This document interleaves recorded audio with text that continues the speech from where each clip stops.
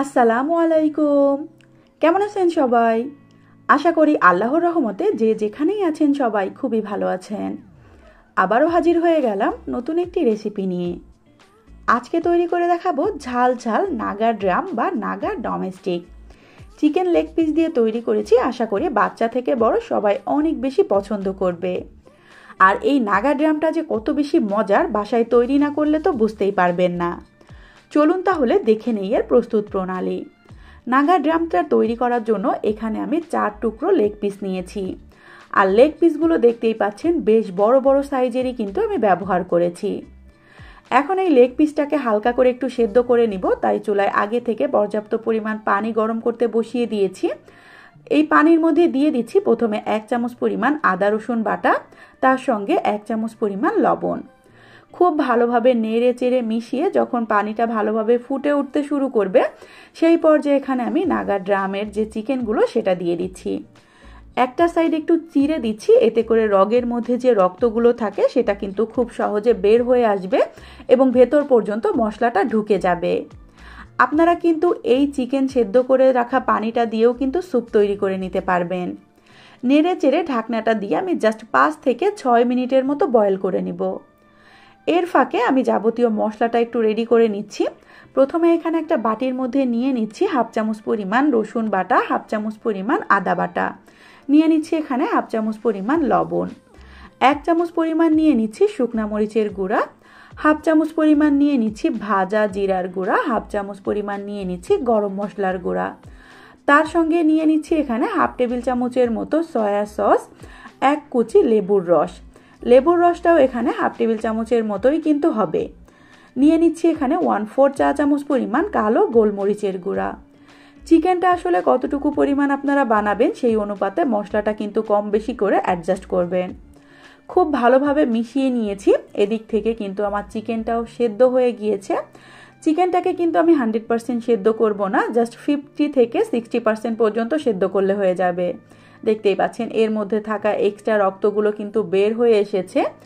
এখন এই এক্সট্রা পানিগুলো থেকে আমি জাস্ট লেগ পিসগুলো তুলে সরাসরি ওই তৈরি করে রাখা মশলার মধ্যেই দিয়ে দিব। আর এই পানিটা আমি ঠান্ডা করে এক সাইডে রেখে দিব পরবর্তীতে স্যুপ তৈরি করার জন্য। চিকেনগুলোকে আমি মশলার মধ্যে দিয়ে হাত দিয়ে খুব ভালো করে মিশিয়ে নিচ্ছি। একটু সময় নিয়ে মেশাবেন যাতে করে চিকেনের ভেতর পর্যন্ত মশলাটা খুব ভালোভাবে ঢুকতে পারে। এখন এই চিকেনটার মধ্যে আমি দিয়ে দিচ্ছি নাগামরিচ। এখানে আমি বড় বড় সাইজের 2টা নাগামরিচ ব্যবহার করেছি। আপনারা কতটুকু পরিমাণ ঝাল খেতে চান সেই অনুপাতে এখানে নাগামরিচটা ব্যবহার করবেন।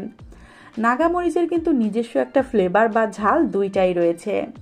4 টুকরো চিকেনের জন্য 2টা নাগামরিচই কিন্তু যথেষ্ট। মরিচটা যাতে চিকেনের গায়ে খুব ভালোভাবে কোট হতে পারে, তাই এখানে 1 টেবিল চামচ পরিমাণ দিয়ে দিচ্ছি কর্নফ্লাওয়ার। দিয়ে সমস্ত চিকেনের সঙ্গে মশলাগুলোকে একটু ভালো করে সময় নিয়ে মিশিয়ে নিচ্ছি। দেখতেই পাচ্ছেন মাশাআল্লাহ এই পর্যায়ে কালারটা কিন্তু অসম্ভব সুন্দর এসেছে। এখন ফাইনালি আবারও একটা বাটির মধ্যে নিয়ে নিচ্ছি 1/2 কাপ থেকে একটু বেশি পরিমাণে ময়দা, তার সঙ্গে নিয়ে নিচ্ছি একটু ক্রিস্পি করার জন্য 2 টেবিল চামচের মতো কর্নফ্লাওয়ার।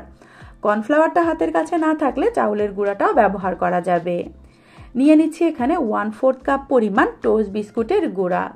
আমি এখানে আস্ত টোস্টটাকে শিলনোড়াতে গুঁড়ো করে নিয়েছি। 1/4 চা চামচ পরিমাণ দিয়ে দিচ্ছি কালো গোলমরিচের গুঁড়া, 1/4 চা চামচ পরিমাণ দিয়ে দিচ্ছি শুকনা মরিচের গুঁড়া, খুবই সামান্য একটু কালারের জন্য দিয়েছি হলুদ গুঁড়া, 1/4 চা চামচ পরিমাণ দিয়েছি লবণ, 1/4 চা চামচ পরিমাণ দিয়েছি চিলি ফ্লেক্স। এখন হাত দিয়ে শুকনা উপকরণগুলো খুব ভালোভাবে মিশিয়ে নিচ্ছি। এই চিকেনটা কোট করার জন্য আর লাগছে এখানে নর্মাল পানি। একটা বাটির মধ্যে পর্যাপ্ত পরিমাণে পানি নিয়ে নিয়েছি। এখন জাস্ট চিকেনগুলোকে প্রিপেয়ার করার পালা। এখন এই ময়দার কোটিংয়ের মধ্যে আমি নিয়ে নিচ্ছি আগে থেকে ম্যারিনেট করে রাখা চিকেনটা ময়দার কোটিংয়ে দেওয়ার আগে আগে অবশ্যই চেষ্টা করবেন খুব ভালোভাবে মশলাটা চিকেনের গায়ে মাখিয়ে নেওয়ার।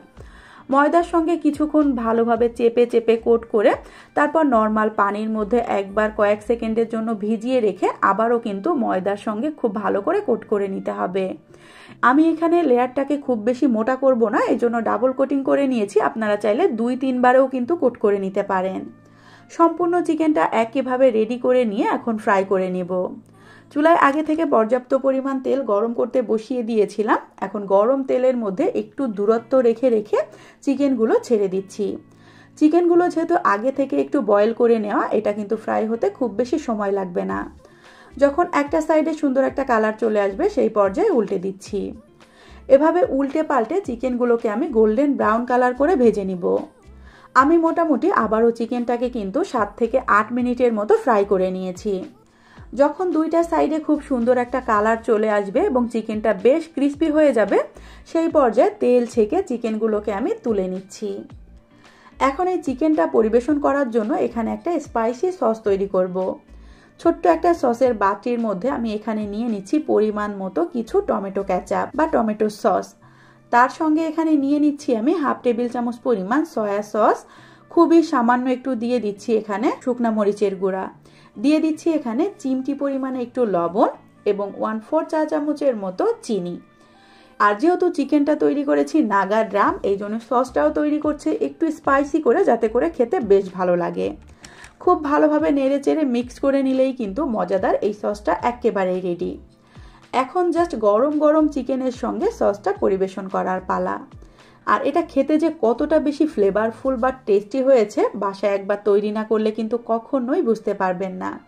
বিশেষ করে যারা একটু ঝাল পছন্দ করেন তাদের কাছে তো বেশ ভালো লাগবে। আর আমার বাসায় বাচ্চা থেকে বড় সবাই কিন্তু অনেক বেশি মজা করে খেয়েছিল। তৈরি হয়ে গেল খুবই সহজভাবে মজাদার একটা নাগা ড্রাম বা নাগা ড্রামস্টিকের রেসিপি। আশা করি আমার আজকের এই সহজভাবে তৈরি করা চিকেনের রেসিপিটা আপনাদের কাছে খুবই ভালো লেগেছে। রেসিপিটা যদি সত্যিই ভালো লেগে থাকে, চ্যানেলটাকে সাবস্ক্রাইব করে চ্যানেলের সাথেই থাকবেন। রেসিপিতে লাইক অ্যান্ড কমেন্ট করবেন, বেশি বেশি করে শেয়ার করবেন। ধন্যবাদ। আল্লাহ হাফেজ সবাইকে। আসসালামু আলাইকুম।